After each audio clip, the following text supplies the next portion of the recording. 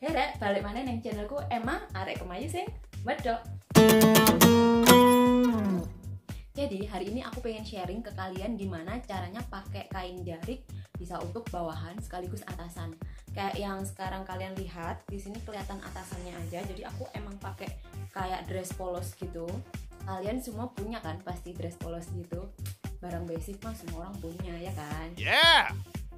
Mau tahu gimana cara lilitnya? Checklist